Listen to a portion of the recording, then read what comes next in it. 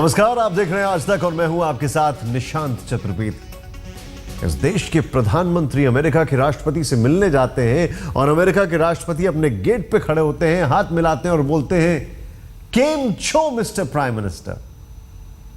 जवाब में नरेंद्र मोदी क्या कहते हैं हम बताते हैं आपको। लेकिन कल रात वॉशिंगटन में अमेरिकी राष्ट्रपति बराक ओबामा के साथ प्रधानमंत्री नरेंद्र मोदी के डिनर कार्यक्रम में हिस्सा लिया। व्हाइट हाउस में डिनर आयोजित किया गया था।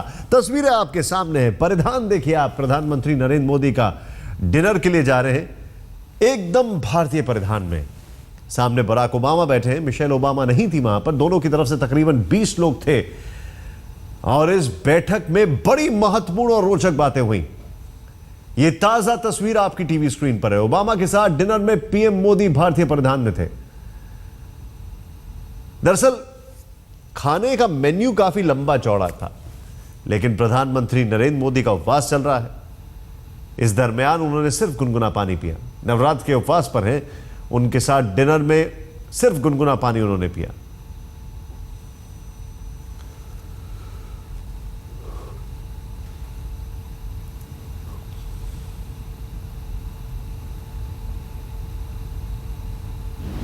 प्रेसिडेंट ओबामा ने केम छो कहकर के स्वागत किया प्रधानमंत्री नरेंद्र मोदी का।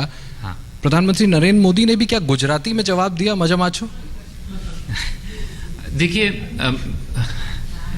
ये आप जो सोर्सेज कह रहे हैं वो मैंने ही ट्वीट किया था, तो इट्स अवेलेबल। ऐसे कोई छुपने वाली बात नहीं है क्योंकि ये ट्विटर पर अवेलेबल है। He responded, thank you very much mister president, क्योंकि उन्होंने उनकी ज़बान में कहा था और प्रधानमंत्री ने प्रेसिडेंट ओबामा को अपनी ज़बान में कहा। यस सर, इसी से जुड़ा हुआ मेरा सवाल है कि अक्सर जब प्राइम मिनिस्टर फॉरेन विजिट पर होते हैं तो वो गीता का ज्ञान ज़रूर देते हैं, तो आज क्या गिफ्ट लाए थे बराक ओबामा के लिए? हाँ, कई गिफ्ट्स लाए हैं। एक पर्सनल लेवल पर उन्होंने एक स्पेशल एडिशन ऑफ गीता लाए हैं by Gandhi ji. This is specially prepared. मेरे पास उसके फोटोज़ हैं, अगर आप में से किसी को चाहिए तो we will circulate those photos. Pardon, this is Gita by Gandhi ji, Gandhi ji's interpretation of the Gita. This is of course a book which was published many years ago, but Prime Minister has specifically ordered a special reprint of that book, and copies of these were specially done up in a certain get-up with khadi on its cover and certain other silk covering, etc., and all in a box. These were prepared in Delhi and brought and were handed over to the president today. Also, he has given certain other personal gifts. लेकिन हमने जो कुछ भी देखा, जो कुछ भी सुना सैयद अकबरुद्दीन से, वहां पर बड़ी रोचक बात यह है, आपको बताना चाहिए हम कि एक चीज जो सामने निकल कर आई, दोनों राष्ट्राध्यक्षों ने बताया कि उनका तजुर्बा, उनका अनुभव कैसा था जब वो नए नए अपने ऑफिस में आए। दोनों ने बताया कि उनके सामने क्या चुनौतियां थी। दोनों टेक सेवी हैं और दोनों ने बताया कि किस तरीके से टेक्नोलॉजी देश को आगे ले जा सकती है। वॉशिंगटन पहुंचने पर सबसे पहले मगर प्रधानमंत्री नरेंद्र मोदी का हवाई अड्डे पर जबरदस्त स्वागत किया गया। न्यूयॉर्क की तरह यहां भी मोदी के पहुंचने पर मोदी मोदी के नारे लगे। कई लोगों ने भारत माता की जय के नारे भी लगाए। पीएम जब एयरपोर्ट से ब्लेयर हाउस के लिए जा रहे थे तो पूरे रास्ते, सड़क के दोनों ओर हजारों लोग खड़े हुए थे।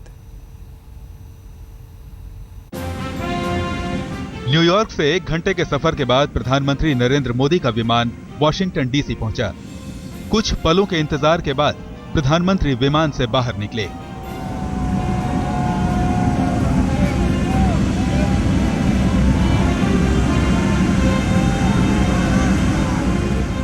वॉशिंगटन में कदम रखते ही प्रधानमंत्री का अमेरिकी प्रशासन के अधिकारियों ने स्वागत किया।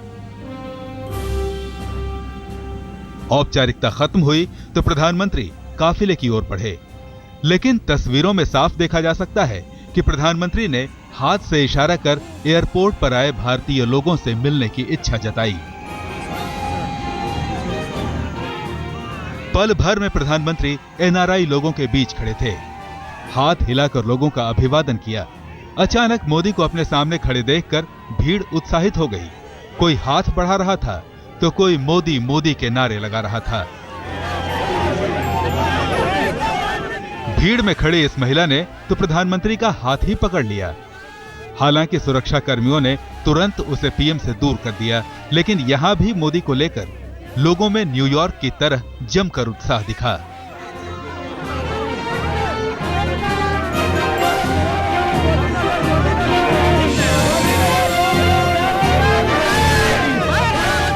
प्रधानमंत्री ने भी किसी को निराश नहीं किया।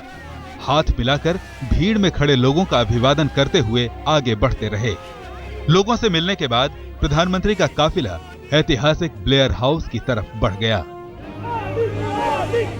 एयरपोर्ट से ब्लेयर हाउस के रास्ते में जगह जगह लोग प्रधानमंत्री मोदी के स्वागत में खड़े थे। हाथों में देश का झंडा और जुबां पर मोदी के नाम के नारे। भारतीय समय के मुताबिक 3:20 पर प्रधानमंत्री का काफिला ऐतिहासिक ब्लेयर हाउस पहुंचा। आपको बता दें कि न्यूयॉर्क में यात्रा के पहले दिन अपने होटल पहुंचने के फौरन बाद मोदी बाहर इंतजार कर रही भीड़ से मिलने आ पहुंचे थे, सुरक्षा घेरा तोड़कर। पहले न्यूयॉर्क और अब वाशिंगटन में मोदी को लेकर लोगों में जो क्रेज दिखा है, उससे साफ है कि मोदी धीरे धीरे देश के बाहर भी लोकप्रिय होते जा रहे हैं। राहुल कंवल के साथ गौरव सावंत, वॉशिंगटन डीसी, आज तक। प्रधानमंत्री नरेंद्र मोदी ने एक बार फिर कहा कि भारत के मुसलमान अलकायदा को फेल कर देंगे। न्यूयॉर्क में काउंसिल फॉर फॉरेन रिलेशन में अमेरिकी थिंक टैंक से मुखातिब होते हुए मोदी ने कहा कि भारत में जो भी आतंकवाद है वो अंदर से नहीं पनप रहा है, बल्कि बाहर से आया है। अमेरिकी राष्ट्रपति बराक ओबामा के साथ शिखर वार्ता के लिए वॉशिंगटन रवाना होने से पहले न्यूयॉर्क में अमेरिकी थिंक टैंक से रूबरू थे मोदी। न्यूयॉर्क में पीएम मोदी का यह आखिरी कार्यक्रम था। काउंसिल फॉर फॉरेन रिलेशन का मंच भी अहम था, लिहाजा अमेरिका को संदेश देने और अमेरिकियों के मन में उन्हें लेकर व्याप्त गलतफहमियों को दूर करने का इससे बेहतर मंच नहीं हो सकता था। हिंदुस्तान का जो मुसलमान है उसके विषय में मुझे कभी एक बार CNN ने पूछा था कि अलकायदा का चल रहा है तो आपको क्या होगा। मैंने कहा हिंदुस्तान का मुसलमान अलकायदा को फेल कर देगा। मोदी ने अपनी बात और पुख्ता तरीके से कही। उन्होंने कहा कि आतंकवाद से भारत पीड़ित जरूर है, लेकिन हिंदुस्तान में आतंकवाद बाहर से आया है। आपने देखा होगा कि इतनी टेररिस्ट एक्टिविटी हमारे देश में चली है। टेररिज्म के कारण हम परेशान हैं, लेकिन सारे टेररिस्ट एक्टिविटी हमारे यहाँ एक्सपोर्टेड है। किसी ने हमारे यहाँ एक्सपोर्ट किया है, होम ग्रोन नहीं है। आतंकवाद पर चर्चा करते हुए मोदी ने अमेरिका पर चुटकी भी ली। उन्होंने कहा कि अमेरिका को यह तब तक समझ नहीं आया जब तक कि वो खुद अलकायदा के हमले का शिकार नहीं हो गया। मैं 1993 के कालखंड में यहाँ एक बार स्टेट डिपार्टमेंट में आया था।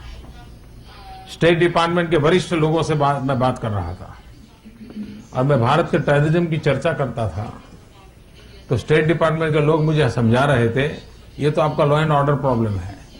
मैं उनको समझा रहा था ये टेररिज्म है, वो कहते थे लॉ एंड ऑर्डर प्रॉब्लम है। वो कहते थे आपको सरकार ठीक चलाना आता नहीं है, कानून नहीं है। पीएम मोदी ने कहा कि आतंकवाद के खिलाफ लड़ाई में भारत अमेरिका को साथ आना होगा।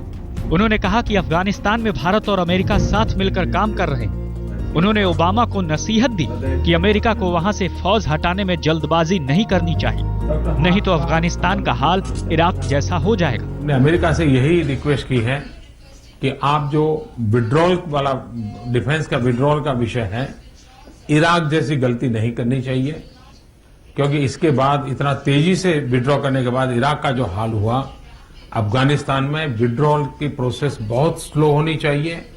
अफगानिस्तान को आपके बल पर खड़े होने देना चाहिए, तभी जाकर के तालिबान को उभरने से वो रोक पाएंगे।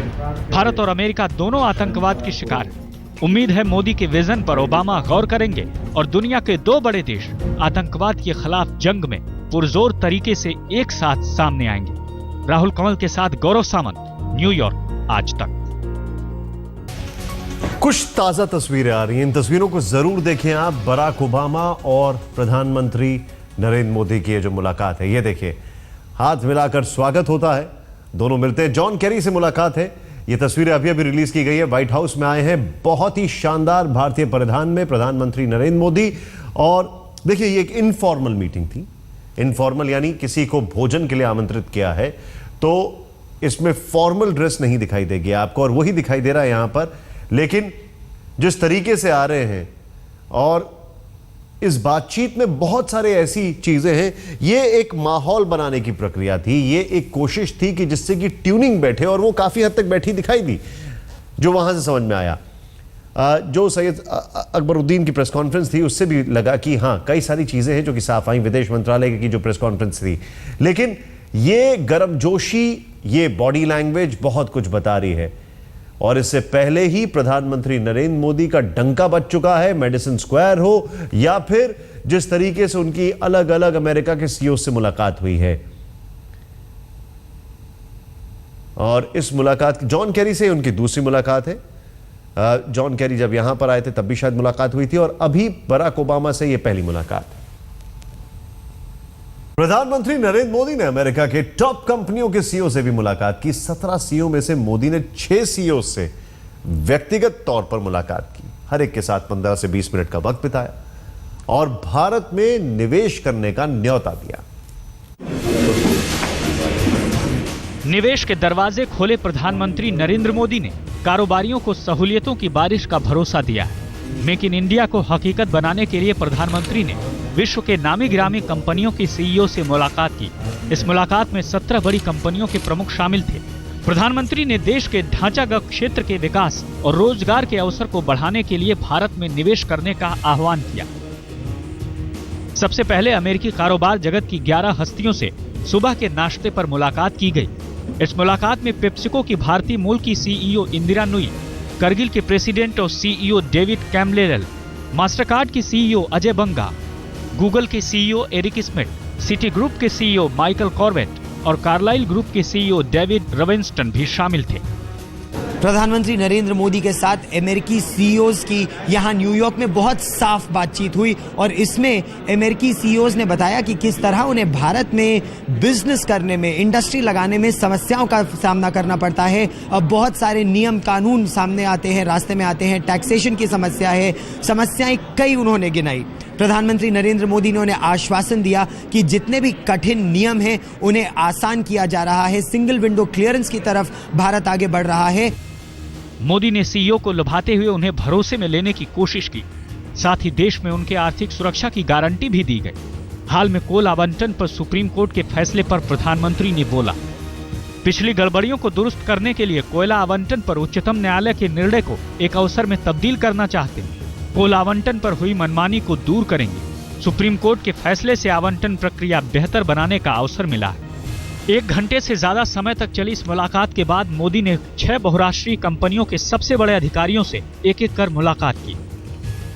मोदी ने बोइंग के chairman W James McNerney junior, BlackRock के CEO Laurence D Fink, IBM के प्रेसिडेंट और CEO Ginni Rometty, General Electric के चेयरमैन और सीईओ रेफरी इमेल्ट, गोल्डमैन सेक्स के चेयरमैन और सीईओ लॉयड ब्लैंकफेन और कॉलबर्ग ट्रेविस रॉबर्ट्स इन कंपनी की सीईओ हेनरी क्रेविस से अलग-अलग 20 मिनट तक मुलाकात की। How was the meeting with Mr. It's Modi? great, really good. Thank you. What is it that the Prime Minister told you about investing in India? About Look, we're a long-term investor in India. बैठक में प्रधानमंत्री ने अमेरिकी कारोबारियों को देश में निवेश करने का मन बनाने की अपील की। इतना ही नहीं, पीएम ने कारोबारियों की चिंताओं को भी समझा और बदले माहौल में नियमों को सरल बनाने का भरोसा भी दिया। राहुल कमल के साथ गौरव सामंत, न्यूयॉर्क, आज तक।